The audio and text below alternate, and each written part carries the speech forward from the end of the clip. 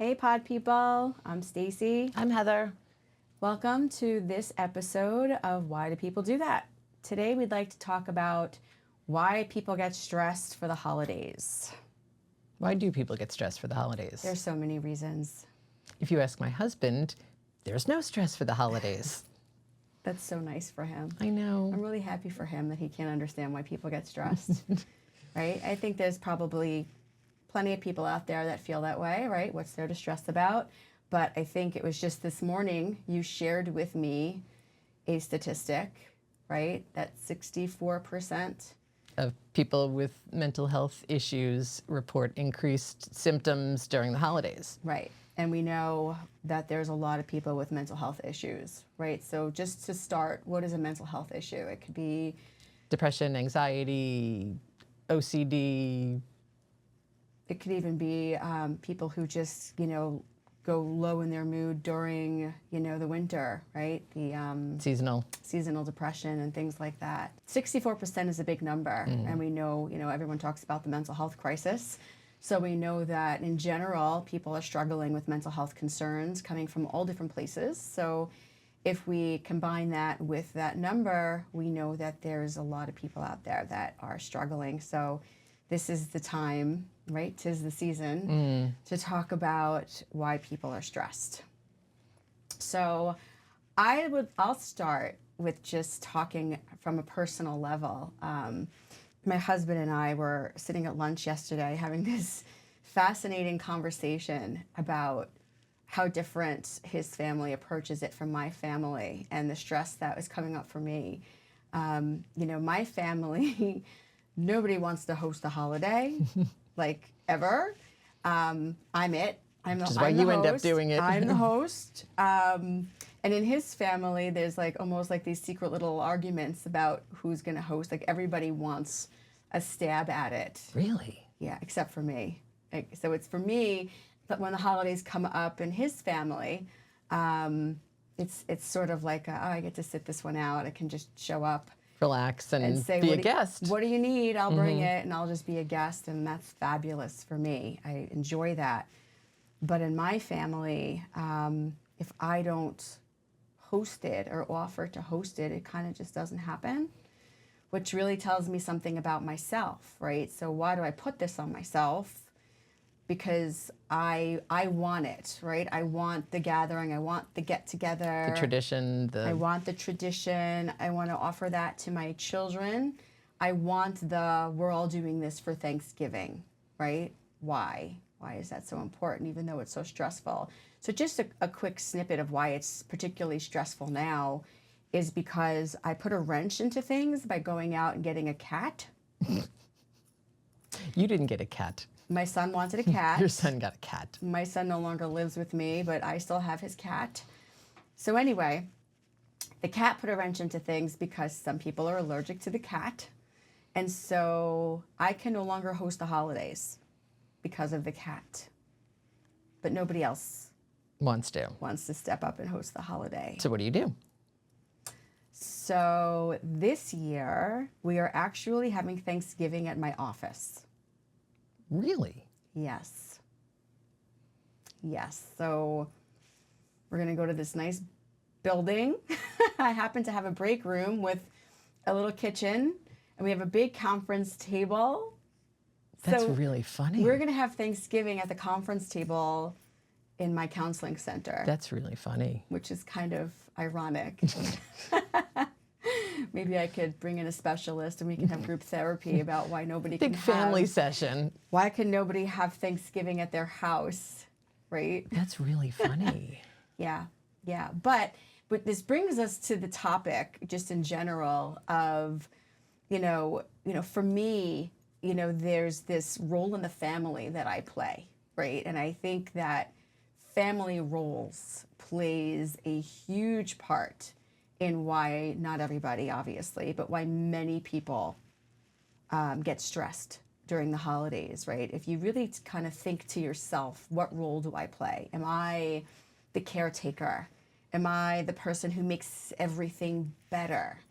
Am I the person that soothes? Am I the person that, brings everyone together into this facade that there is togetherness and a perfect family and nothing wrong. Perfect family, nothing's wrong, which I think a lot of people try to create during the holidays. I think what comes up for a lot of people is, okay, it's the holidays and we're supposed to be family, we're supposed to be grateful, we're supposed to get together, come together around love and togetherness.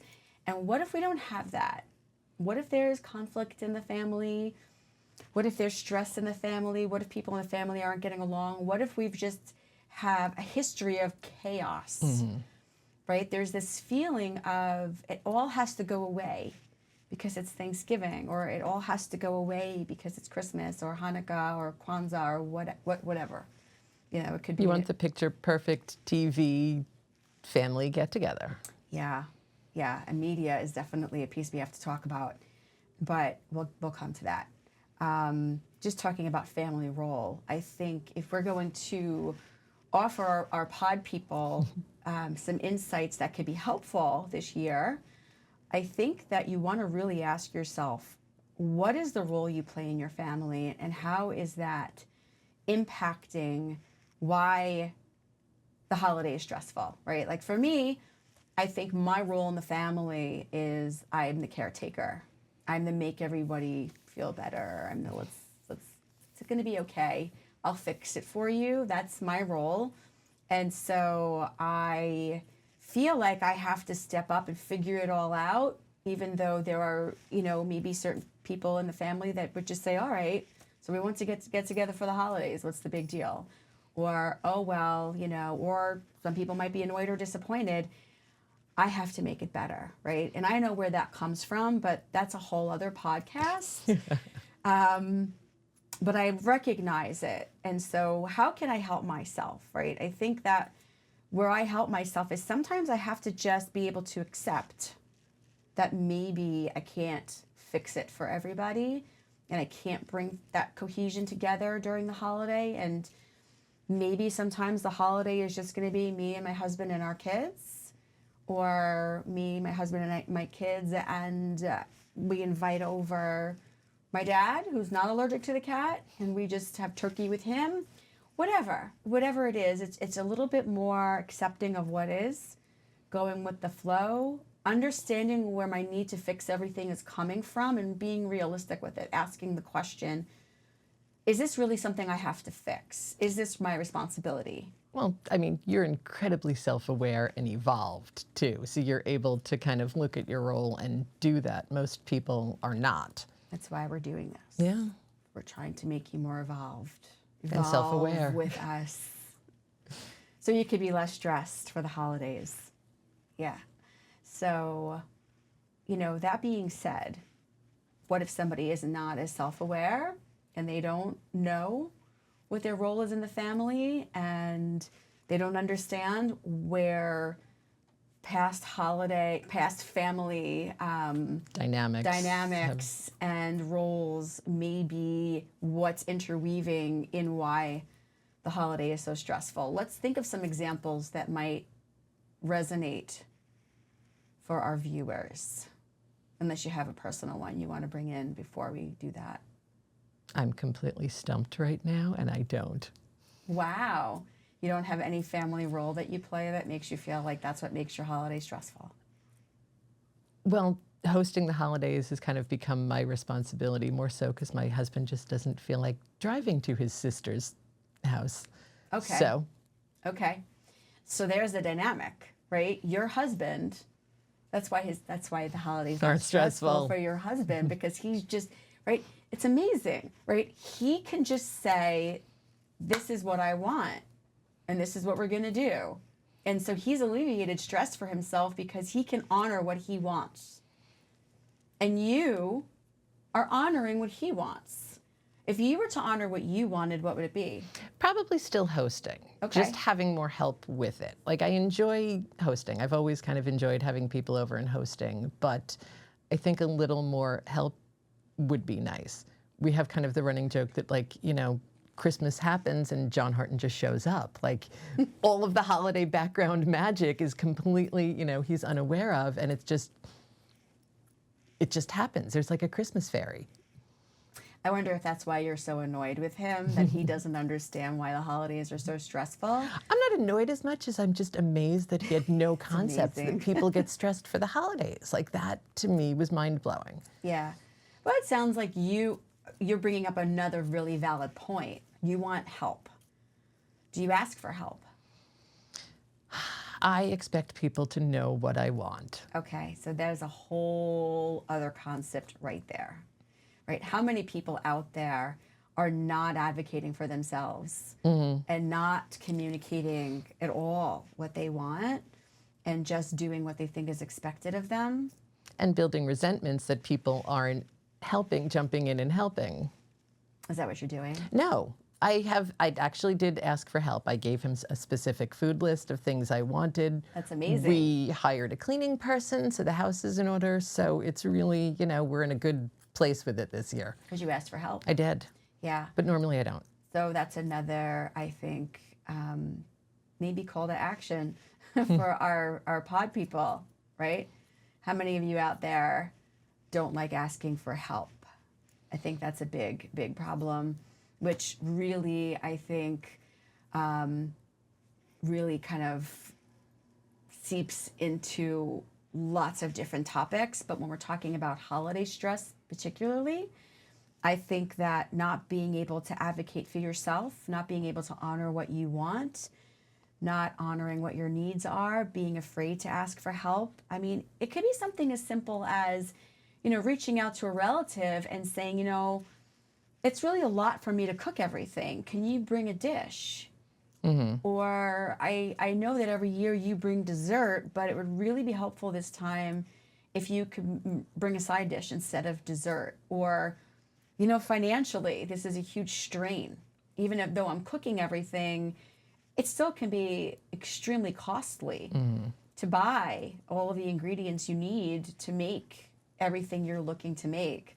And that could be a lot on somebody, right? There are some people who can't host the holiday because they can't really afford to, right? It could be that they don't have the space. It could be that they can't afford to.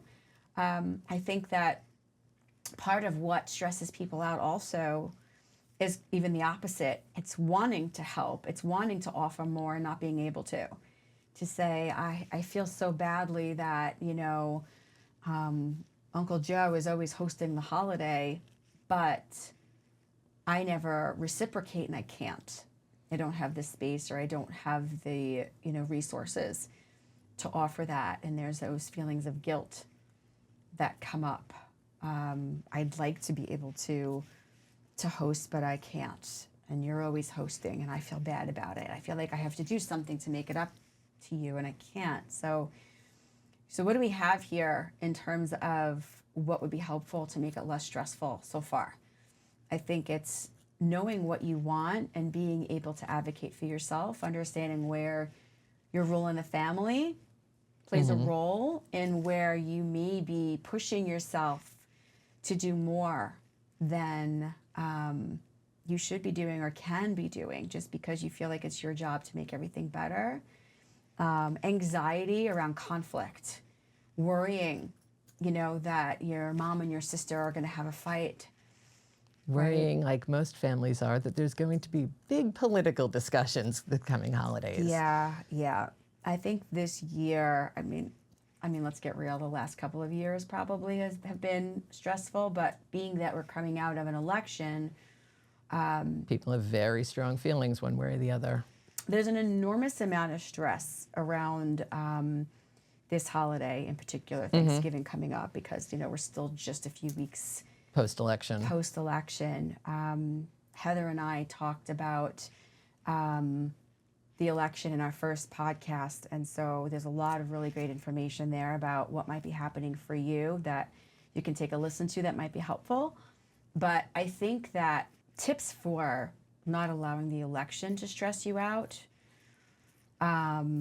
So I actually spoke to a Newsday reporter last week about this. She reached out to me to ask if I could offer some insights as to why people are stressed this election, this Thanksgiving, because of the election, and what to do about it. And so the what to do's, that came out of that conversation were, number one, remembering the common ground that you have with your family. Try to revolve the conversation around the things you have in common.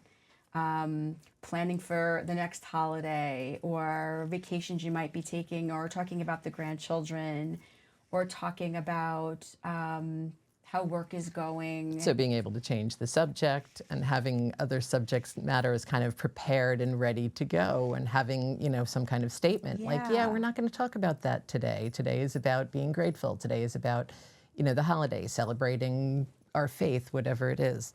Yeah, absolutely. Right. Find the things you have in common. Find other topics you enjoy.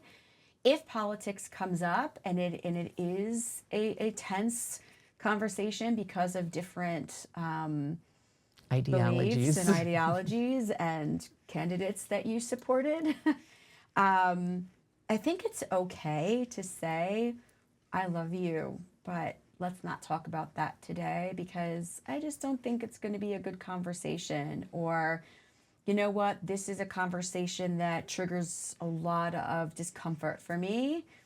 I'd rather not talk about that, I have a particular family member on my husband's side, and every time anything about politics comes up, which is interesting because we're all on the same page over there, but even if politics comes up, there's that one family member that goes, we're not talking about this, right?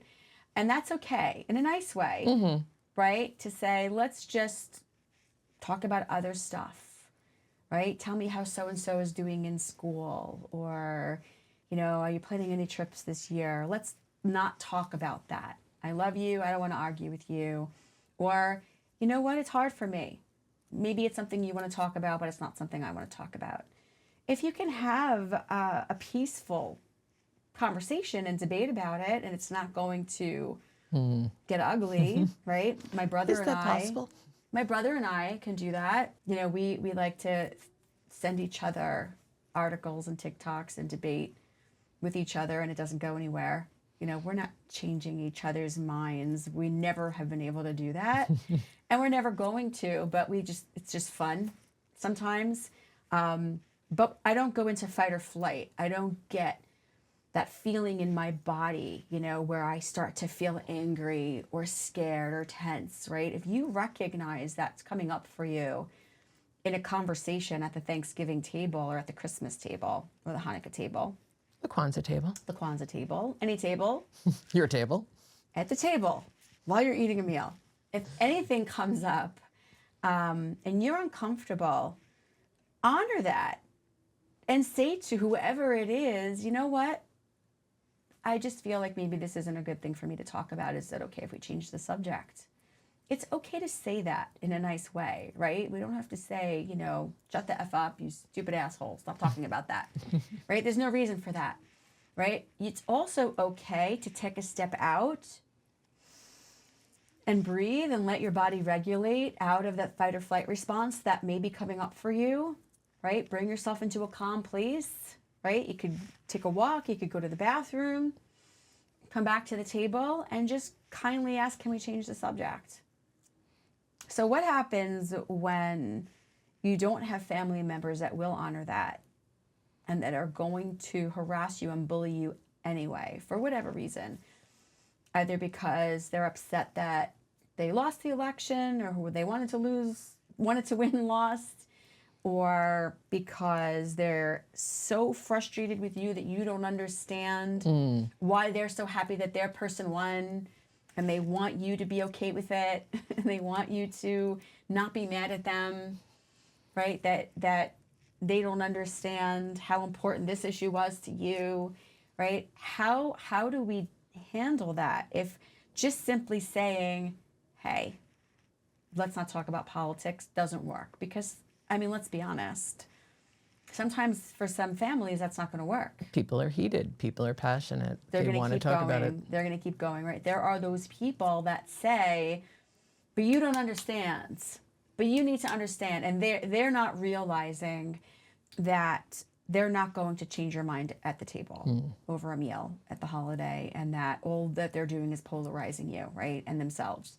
And causing a bigger split and bigger divide. Yeah. So what some people have asked me, and this is one of the things I talked about with the reporter, and she asked me specifically, is it okay to sit out the holiday this Thanksgiving if you believe, based on past behaviors of your family members, that it's going to be toxic for you, that you're going to be harassed or berated or bullied?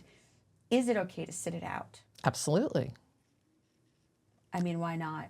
It's self-care. It's self-preservation. It's so important to be taking care of yourself. Absolutely. So whether we're talking about the role of the family or being afraid to ask for help or feeling like you're going in over your head with what you're doing to make things good for your family, or whether it's the political climate, if you feel like you're putting yourself in a toxic place and you're not allowing self-care to be the priority, that's when you have to really kind of hone in and ask yourself, what am I doing?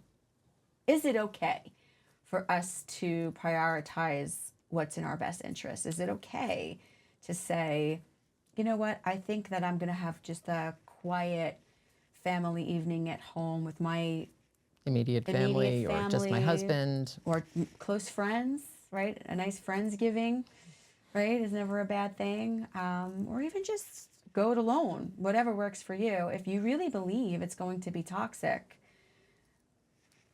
go with that. Honor it. Say, I'm not going to go, right? I mean, I don't want to see any families breaking up over any of these issues, but we can't control what other people do. We can only control how we allow things to affect us, and we can only control what we say or do, right? And that goes for everything, right? Not just the politics. Holidays and politics, yep. Yeah, and not just the holidays. But if we're going to talk about it in terms of holidays, it is okay to say, no. It's lots of people in my family are okay with saying, no, I can't have it at my house. It's too many people. Okay, good for you. Right? It's also okay for me to say, I guess we can't do it this year, right? But that's my issue I have to work with, right? I couldn't bring myself to be like, all right, everybody. Then I guess we're not doing it. Guess we're not doing it, right? Instead, I'm just like, okay, I'll host again. Scrambling at the last minute. Maybe I can rent a room somewhere. Out of curiosity, why not a restaurant? The reason we didn't want to do a restaurant is because there's like 15 of us, and then it ends up being this really long table. And you can't really where talk. You're only talking to the person right next to you, and you can't hear the people at the other end. And my father can hardly hear. And so he just completely drowns and gets lost in that scenario. So, and interestingly, it was my father that said, why don't we just do it at a restaurant? Because I wanted to host it at his house. I said, I will clean at your house. And cook and bring everything. I wasn't cooking. Well. I was catering. Okay. I was going to just order food and bring it there. And I would clean everything up. And he said, okay. And then yesterday, he's suddenly decided to count all the heads. And said, this is too many people for my house. I was like, no, it's not. And he was like, yes, it is. And I was like, no, it's not. And then he said, drop the cat off at my house. Oh. And have it at your house. And that I had to introduce him to the idea of cat dander. And so that went nowhere. But regardless, right, that's my own family role thing that I have to work on, right? So I really want to challenge our pod people to think about their family roles and how that's playing a role. I'm saying roll a lot. I hope there's rolls on Thursday. I love rolls. Did you order rolls? I don't know. I'll have to check. I hope so.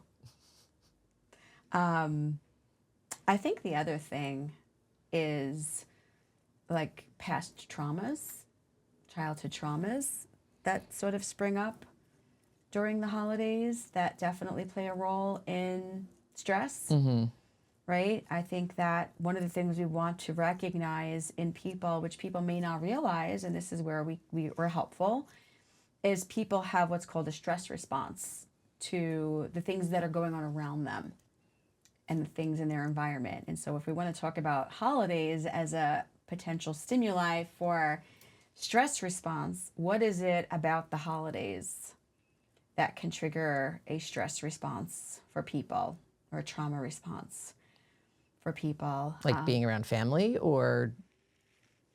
Could be being around family, right? It could be the dynamics, right? I've had patients over the years bring in topics like, you know, I have to be around my father who is emotionally abusive, and I spend most of my time trying to stay away from him. No, you don't.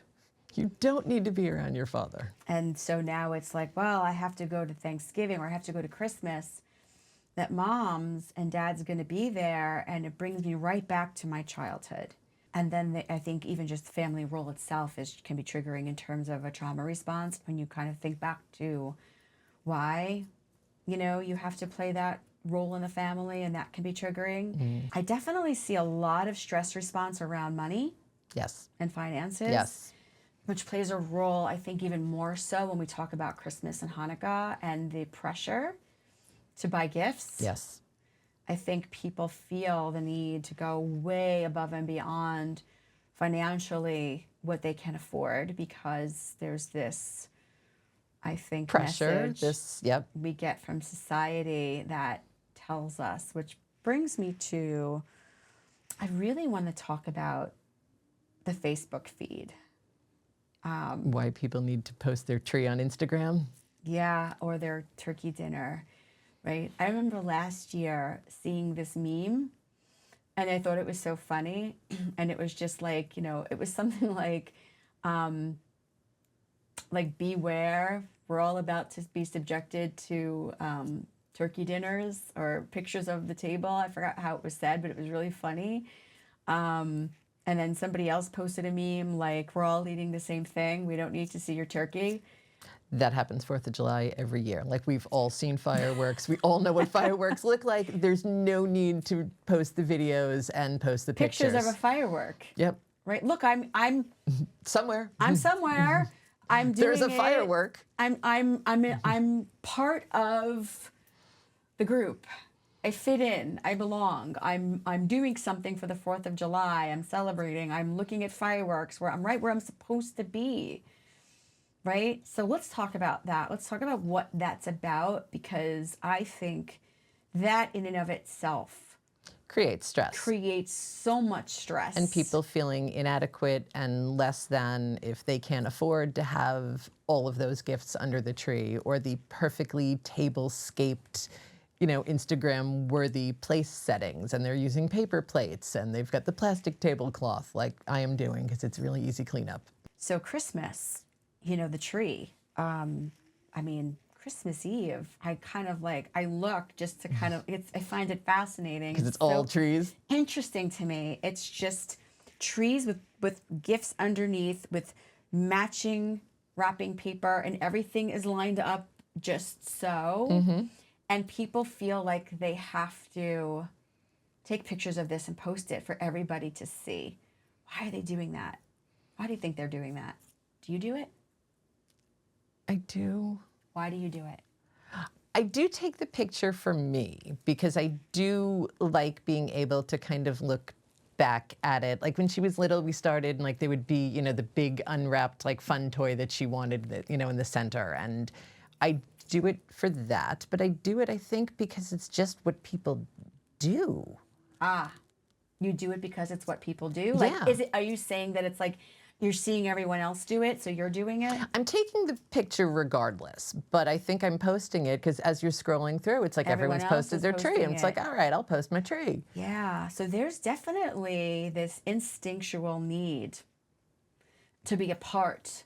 Mm-hmm. Right? I mean, we see it on TikTok, right? Like there's those TikTok challenges, right? Like what I've noticed right now popping up in like all my TikToks and reels and whatever is like everyone's doing this like thing where they put on a mask and scare the shit out of a family member. Have you seen that? No. Oh my God. It's just like all of my reels Probably because I looked at one, so my Facebook feed knows I like that now. I think it's funny. So that's all I'm seeing. And so it's like people see one person doing this. Oh, everyone's doing it. I have to join in. I need to show everybody. I do it too.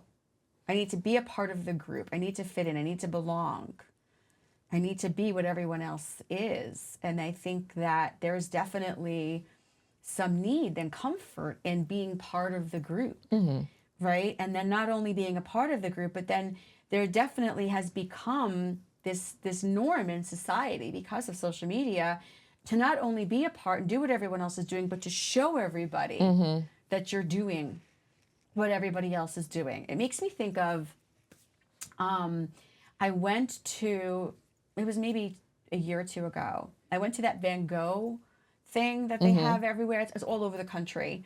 I went with my daughter and my aunt to see that Van Gogh thing. And if for those of you who don't know what that is, it's sort of like this huge room where they project these enormous Van Gogh paintings on the floor and the walls and the with nice music playing, and it's really cool. It's like a whole immersive experience thing. Yeah, it's cool. And so anyway, this teenage girl comes in with her mom, and she's standing in front of the wall, and her mom does a whole photo shoot of her in all different poses, and then they leave. And my aunt and I, because we're not teenage girls, are watching this entire thing. Like, I completely stopped watching Van Gogh and the paintings, and I was watching this whole thing happen, and then they left. And my aunt and I immediately looked at each other, and she says to me, she just came here for a photo shoot. That's so weird. And so I immediately look at my daughter, who at the time was probably 19, and I was like, what's that about? And she said, oh, it's trending. I don't remember where it was trending, if it was TikTok or Instagram or whatever it was. It was like everyone's going to this show and then posting pictures of themselves at the show. So here's the mentality, right? This girl did not come to the show because she really wanted to see the show or spend time with her mom. It was, I need to have this in my feed. I need to have these pictures so because other people are doing it. Fit in and belong and be a part of the group. The need to be a part of the group. And so now that we take social media and bring that into our lives, it creates so much more stress during the holidays. You're comparing the number of gifts you have under the tree to what other people have under the tree. Or how neatly. I mean, if I took a picture of what my tree looked like and posted it, people would just be like, oh my God. It's like just a complete disorganized mishmash with different paper. It's just a pile. Just a pile. But everybody's picture is so like it needs to be organized. It's set up for the picture. Right, there's an expectation there. And the Thanksgiving table, should I post a picture this Thanksgiving of my conference table in my office? You really should. We're all eating the same thing. Is that your company? Thanksgiving? Oh my gosh. Everyone has a turkey. Everyone has mashed potatoes. But the tables that are being posted, my table's never going to look like that because I'm just not that crafty. I'm not that organized. I don't have serving plates I've got like a big mishmash of different platters. I do put my paper plates on chargers so they look fancy. I am that person. Yeah. Yeah, I have no desire for my table to look fancy. I just could give two craps. But it's interesting that you have to host it, but you don't really care what it looks like. Yeah, I don't care what people think. I just want to make sure everybody in the family is together and we're all okay. I'm taking care of everyone. That's my thing. That's my issue that I have to work on. But absolutely, I think, what does it mean for somebody to see all the tables at Thanksgiving and say, mine doesn't measure up? Or to see all those trees with all those presents and be like, I couldn't afford to buy that many presents.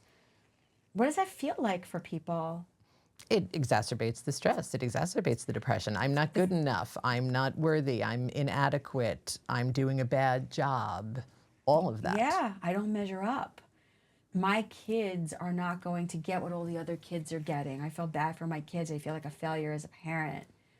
right? This inadequacy. How come, I don't cook that many things? Or even when people take a picture of the table with all the people sitting, like, let's take a picture of all 15 of you at the table before we eat so we can see how perfect the table looks, right? And now you got somebody looking and they're like, oh, I don't have that many people at my table. I don't have that big of a family, or I don't have that many people to invite over. And they feel sad, right? There's so much, I think, just in terms of media, social media alone. And feeling like you don't measure up and feeling inadequate.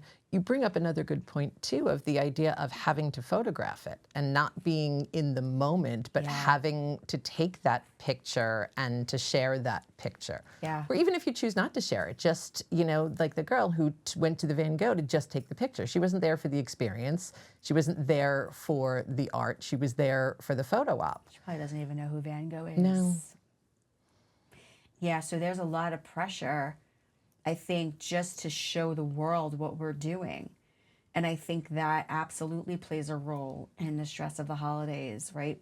What did I buy for my family? Did I get the trending gifts that everybody else got? We're going to post now on Facebook all the gifts that we got. I mean, we see those posts too. Oh, my daughter makes that with the Christmas, unboxing, the Christmas reveal of, going through all of her gifts and posting the video, and all of her friends do that, and all of the things that they got, and they have to share that. Right. Or look at what my amazing husband bought me for Christmas. Or, look at what I got, or look at what I got for my kid. I think that there's this constant need, right? It's like this voyeuristic pull to show everybody that you're adequate and to get that positive response. To get the likes, to get the positive reinforcement. The likes. Yep. I mean, how much dopamine release is there in the like? And then if you don't get enough likes, to delete and repost and find a new post and a different post. Everyone's looking for validation and reassurance from strangers, from others, and you don't know that their post isn't a facade, or it seems like they've got such a beautiful house and everything's so nice and together, but you don't know that they just spent the last 2 days screaming at their family and cleaning like a maniac to get their house to look like that. And fighting and arguing, and there's that one perfect picture of everyone smiling and looking happy. Right, because they need to have that perfect background in a picture that they're going to put on Facebook, and everyone else is looking at it and saying, their house is so neat, I'm a slob. And look, they're all dressed in matching outfits and smiling, and they look like such a perfect family, and my family's not that. Talking about facades, right? A couple years ago, a friend of mine had posted on Facebook these pictures that they took in the city in front of the tree at Rockefeller Center. And it was like such a nice picture. And then when I spoke to her that week, I said to her, oh, I love that picture that you posted. You guys are so cute. And she said, you have no idea. You have no idea. I almost got divorced and lit my children on fire to get that picture. And I was like, oh my God. And then she tells me this whole story about how all she wanted was a nice picture of all of them in front of the tree. But the boys, that her two sons had been arguing about whatever, it doesn't matter. And they didn't want to be in the picture. And so she asked them, can you just put your argument aside? All I want is this picture. Just want a picture. And then her husband starts yelling at her and saying to her, all you care about is taking a picture so that you can post it on social media. And you're not understanding that right now the boys don't want to get in a picture. You're making them get in a picture. Why do they have to get in a picture? Leave them alone. They don't want to be in a picture, right? Just have them take a picture of us, or I'll take a picture of you. What is the purpose of forcing them into the picture? And she recognized that he was right, that she really did want the picture for social media because everybody had been posting on Facebook pictures of their family in front of the tree in the city. And she wanted to have one too because it was making her feel bad. They have a better family than I do. They get along better. They do fun things. And they had really been struggling financially. And it was really a huge, huge burden for them financially, even to just get into this city, to take this picture. And that's all she wanted. There was a picture in front of the tree because it made her feel normal. And it made her feel like if I can do what everyone else is doing, then I'm okay. There's so much to it, right? so much pressure there, and so much meaning that we assign to what one picture is. And so she screamed and yelled at her kids. She threatened them. They took the picture. And then after they took the picture, one of the boys just took off. Ew. He was a teenager, so it's not like, it wasn't like a 3-year-old running away. He took off, and then they couldn't find him. And then by the time they got home that night, they were crying, and it was a scene. And so what's my point?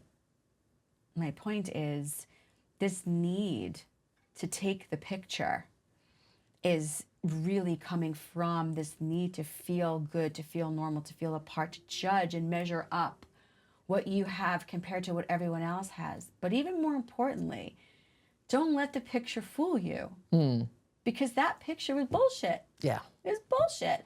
It's not that they're not a nice family and that they didn't look adorable in that picture. It was a nice picture. It was all great. But the moment was bullshit, right? Because I could very easily, right, be susceptible to that. I could very easily have seen that picture. And felt bad about yourself and your family and not having that. Yeah, I can't get it together. I can't get my kids to go to the city with me. I can't get my husband to go to the city with me. He hates it, especially during Christmas. Holy moly. Yeah. So, but yeah, there's that feeling of, oh, look what they have. Look what they're doing. Look at how neat their house is. Look at how much food is on their Thanksgiving table.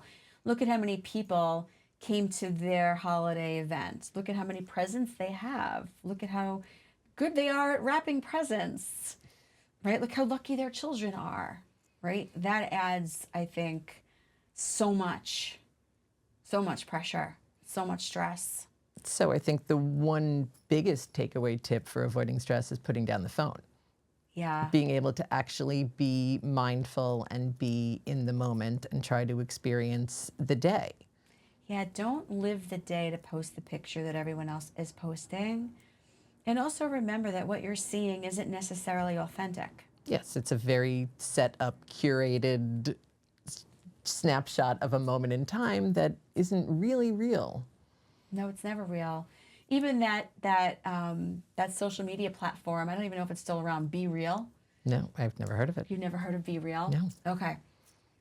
So I learned about Be Real a couple years ago when I took my girls to Toronto to see Harry Styles. And my stepdaughter was super excited because we were probably going to be at the concert during Be Real. And I was like, huh? What the hell is Be Real? And so Be Real is this platform where there's I don't remember exactly how it works, but there's like, you get like this notification that you have to take a picture of what you're doing at that exact moment and post it.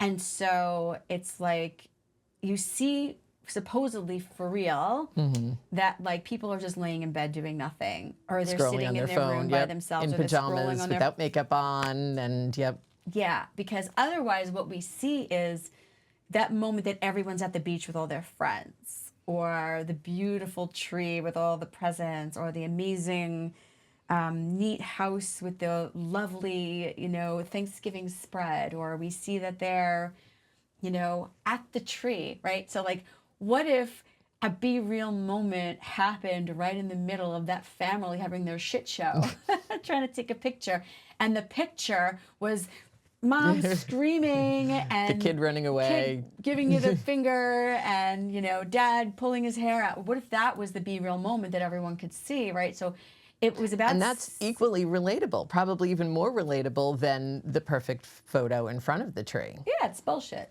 We all know that, right? So tip number 1, stop scrolling and stop looking at your phone. Tip number 2, put your phone down and be in the moment. Tip number 3, remember that what you're seeing, and whether it's in TikTok or Facebook or Instagram, wherever you're looking, it's not entirely authentic, right? It's edited, it's set up, it's curated, it's for the photos for the gram. Yeah. Tip number 4, be able to say no. That's a big one. Yeah. Say no to hosting if you can't host. Say no to the extravagant gifts you can't afford. Say no to the political conversation. or even say no to going if it's going to be unhealthy for you. Be able to say no, be able to ask for help. Absolutely. No, when you have to say, I can't cook everything, or I can't afford to cook everything, or I'm not going to be able to wrap everything on my own. Don't just show up on Christmas morning, John Harten, and be like, wow, this looks good. This looks amazing. Santa Claus did a great job this year, right? Be able to advocate for yourself and ask for what your needs are. I think also be aware of your role in the family and how your role in the family might be pressing you to do more than you can. Honor yourself and what you need. And I think self-care is one of the most important mental health tips, holiday-wise or not. You know, being able to take time for yourself. Like when you're stressed out, go splurge, go get yourself, Starbucks and sit there for 20 minutes by yourself. Take a really long shower, go make a phone call and talk to someone, go for a walk, do something just for you. Yeah. So one more thing I think that is just popped into my brain, because that's what happens to my brain, and things just pop in, that we haven't touched on is loss and grief during the holidays. I think that brings upon a lot of stress. I think that sometimes what people have to realize is that it's okay to be sad. It's okay to feel your feelings. And it's also important to make sure that you are honoring that person if it's your first holiday without them. Mm-hmm. If you want to honor them in some way, in some real ritualistic way, setting a plate for them, lighting a candle for them, making their favorite dish, doesn't matter what it is, even though you're afraid it might trigger somebody else or be hard for somebody else. We have to create new relationships with people who have passed away. They don't have to just disappear.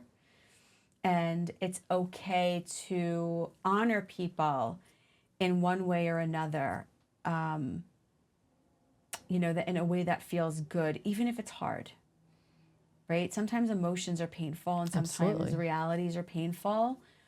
And I think it's okay to take a moment and feel that pain. It's not going to destroy you. You're not going to crumble. You're more likely to have anxiety, actually, if you try trying to ignore it. Yep. to talk about it, right? Ignoring it. Like, let's all ignore the fact that Grandpa died in October, and now we're sitting down to Thanksgiving dinner, and it sucks. And the ability to have two feelings at once. I can be really happy to be here with the rest of my family, but also really sad that Grandpa's not here with us. I think that's a great point. Guilt. Right? Don't feel guilty that you're celebrating the holiday, right? Even though, Grandpa's gone. Grandpa died, right? Grandpa would want you to celebrate the holiday. He doesn't want you to not show up for Thanksgiving because he died, unless he's a narcissist. That's a whole other story. That's another podcast. But absolutely, it's okay to go on and have the holiday without the person who passed away. It's okay to think about them and honor them. And it's also okay if you don't want to, right? You have to allow yourself to grieve the way you need to grieve and honor or not honor that person on that holiday in a way that makes sense for you. And find, what happens if the person that passed away was the person that hosted. So it's creating new traditions. And now there's a new tradition, exactly. Right? How do we allow new traditions, regardless of what holiday it is, without feeling pain? I think the answer is acceptance. Mm-hmm. Accept the pain, accept that it's hard, accept that this is something that's new. And feels different and feels weird and uncomfortable, and just moving into that. Yeah, maybe even have a family meeting around, what is it that we all want to do? Let's hear each other's ideas. Let's figure it out. Grandma always hosted the holiday, and now Grandma's not here. So who's going to take over? Right? That becomes a conversation that needs to be had, and it's okay to have hard conversations. What else is stressful during the holidays? I think we've hit a lot of it. We did hit a lot of it. And I think it's just kind of reviewing the how to deal with it, the self-care, the mindfulness, the saying no, the asking for help. The not diving too much into the group think. Think about the social media platforms you use and pull away from them. Which is so amazing. Every time we sit down to do one of these, it kind of really goes back to the impact of social media on all of our lives. Yeah. And the impact of that idea of connection to other people. But it's like such a weird, I don't want to call it false sense, but it's just a different sense of connection. Yeah, but it is false. Like we talked about, there's a lot of falsehoods in it. There's a lot of missing the moment because you have to take the picture, because you want to show everybody, I did this too. I was a part of it, right? There's this global, we're all part of something, and there's this need to all be a part of something that adds to the stress and pressure of everything. I think we talked about that even in our political, it wasn't really political, the election stress podcast, right? This need to be a part of something, and these feelings of inadequacy that, really come up and really, I think, are very charged this time of year, because the holidays can bring up a lot of feelings of inadequacy. And absolutely, social media plays a role in, really shining a light on that in so many different areas of life, the holidays included. So, tip is to just put the phone down? Put the phone down. Yes, put the phone down. Put the phone down. Honor what you need. And I think, most importantly, the last thing I want to say is it's okay to ask for professional help. As two licensed clinical social workers here who have worked with people who are very stressed during this time. You're seeing the substance use end of it. I'm seeing more the anxiety, depression, and family conflict end of it from the work that I do. It's okay to say I need to talk to somebody. Absolutely. Right? It's okay to say, I'm not sure what's coming up for me. And I want to figure that out. I need help figuring that out, working on that, identifying what that's about and how to address that. Yeah, I recognize there's a stress response here or a trauma response here, or it's bringing up a lot of stuff from my childhood. But now what do I do? Right? We don't always expect people, or should you expect yourself to figure that out on your own, right? That's what we're here for. We're here to help you. And it's not silly. And trust me, at my counseling center, the phone's ringing all day long. Really stressed out this time of year. I have seasonal depression, or the holidays are a really stressful time. And I mean, for the last 2 weeks, I have a lot of anxiety about politics, or there's a lot of conflict in my family around politics. It's okay to say, I want to talk to somebody. There's no issue that's too big or too small. Absolutely. Call, say, is this something you can help me with? Ask for help. Yeah. There's that tip. Absolutely. Coming back around, full circle. Ask for help. It's super important, and it doesn't make you weak, and it doesn't make you soft, or makes you strong. Absolutely. Being able to acknowledge yourself, that. Right? Like we talked about before, that I'm self-aware and I know what my role is in the family, and so I can manage it. Give yourself the tools to get there. Ask for help. Ask for help. And we hope everybody has a really great holiday. We hope that this was helpful. We hope that you recognize the stress and start asking yourself the question about where it's coming from, and take some of these tips to maybe make this year a little bit less stressful than it needs to be. Sounds good. All right. Thanks. Happy holidays, everyone. Happy holidays.